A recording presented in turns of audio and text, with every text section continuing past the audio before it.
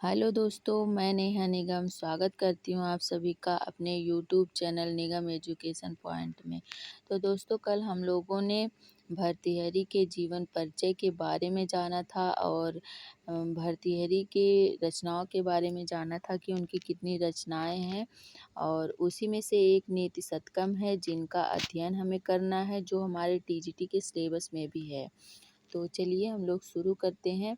और कोई भी ग्रंथ होता है तो उसमें सबसे पहले मंगलाचरण होता है, जिसमें अपने आराध्य देवताओं की स्तुति की जाती है, जिससे यह ग्रंथ बिना किसी रुकावट के पूर्ण हो सके। तो आप किसी भी ग्रंथ में लेंगे उसमें मंगलाचरण होता है। और मंगलाचरण कभी कभी एग्जाम में पूछता भी है कि मंगलाचरण में कौन सी छंद है, उसमें कौन सा मंगलाचरण है। तो बहुत प्रकार के क्वेश्चन बनते हैं। जो छोटी छोटी जो बातें होती हैं उसको हमें ध्यान में रख करके आगे बढ़ना होता है। तो चलिए हम शुरू करते हैं। मंगलाचरण।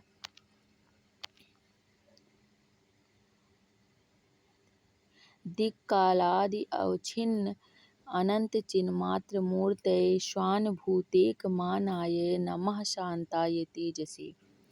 दिक्काल अर्थात दिक् का अर्थ होता है दिशा,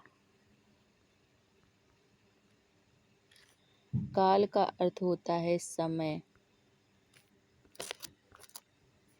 समय अर्थात दिशा समय आदि से, दिक् कालादि आदि से अवच्छिन्न अर्थात अपरिमेय। अवच्छिन्न का अर्थ हो गया यहाँ पे अपरिमेय। अनंत अर्थात जिसका अंत ना हो, जो अनंत हो, जो अंत के जो परे हो, जिसका कभी अंत ना हो, अनंत। चिन्मात्र अर्थात ज्ञानमय, जिनमें सारा जो ज्ञान है वह समाया हुआ है, जिनमें मूर्त ऐसी मूर्ति वाले, ऐसे जिनमें सब ज्ञान, जो ज्ञान में मूर्ति वाले हैं। और स्वानुभूतेक माना है, जो स्वान अर्थात स्व मतलब अपने अपने आप से, भूतेक माना है अर्थात अपने अनुभव मात्र से जानने योग्य। स्वानुभूतेक माना है अपने अनुभव मात्र से जानने योग्य। नमः अर्थात नमस्कार है।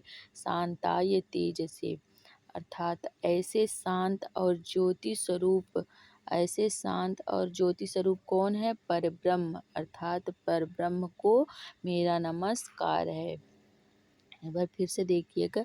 दिक् काल अवच्छिन्न अनंत चिन्मात्र मूर्तये अर्थात दिक्, दिशा और समय आदि, दिशा समय आदि से अपरिमेय, अनंत से परे, ज्ञान में मूर्ति वाले, और जिसे अपने अनुभव मात्र से जानने योग्य, जिसे सिर्फ अपने अनुभव से जान सकते हैं।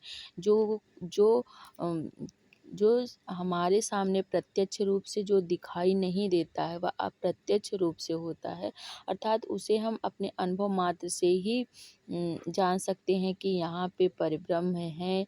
मतलब भगवान को आपने कभी देखा है? तो आपका जवाब होगा नहीं, क्योंकि भगवान को हम सिर्फ अपने अनुभव मात्र से ही जान सकते हैं। वह हमें भगवान कहीं दिखाई नहीं देते हैं, वह हम लोग अपने अनुभव से ही जानते हैं। तो यहाँ पे वही अर्थ है, अपने अनुभव मात्र से ही जानने योग्य उस परब्रह्म शांताय तेजसे अर्थात शांत और ज्योति स्वरूप उस परब्रह्म को मेरा नमस्कार है। यहाँ पे अनुष्टुप छंद है, इस श्लोक में अनुष्टुप छंद है। और एक बार आप लोग फिर से अर्थ देख लीजिए, जिससे आप लोगों को पूरा अर्थ अच्छे से समझ में आ जाए।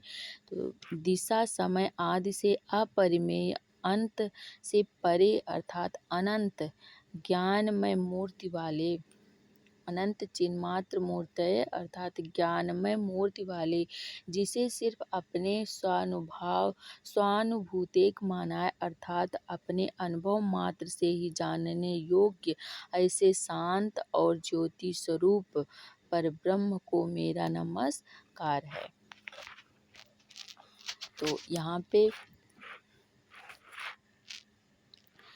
पे कौन सा छंद है? तो अनुष्टुप छंद है। कौन सा छंद है? अनुष्टुप छंद है। और नमः, नमः के योग में यहाँ पे देखिए चतुर्थी विभक्ति हर जगह पे, यहाँ पे स्वानुभूतिक मानाय में चतुर्थी विभक्ति है, शांताय में चतुर्थी विभक्ति है, यहाँ पे सब में चिन्मात्र मूर्तें में हर जगह पे चतुर्थी विभक्ति किसके योग में है? नमः के योग में। नमः एक सूत्र आता है, नमः स्वस्ति स्वाहा स्वधा अलम वसठ योगाच के योग में चतुर्थी विभक्ति हुई है यहाँ पे। और एक शब्द आया है मूर्ति। मूर्ति में क्या होता है? मूर्त में मूर्छ धातु है। क्या है? मूर्छ धातु है और एक तीन प्रत्यय है। एक तीन प्रत्यय है।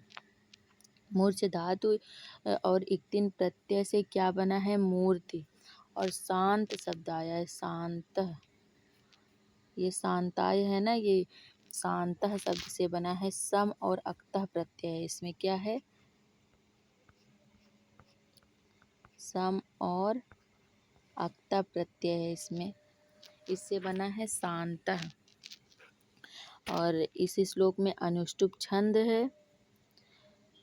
तो यहाँ तक आप लोगों को समझ में आ गया होगा। आज हम बस यहीं तक एक ही श्लोक पढ़ाएंगे। आज सिर्फ मंगलाचरण पढ़ाऊंगी। इसके बाद कल से हम अथ मूर्ख पद्धति से स्टार्ट करेंगे। आज के लिए बस इतना ही। तब तक के लिए धन्यवाद।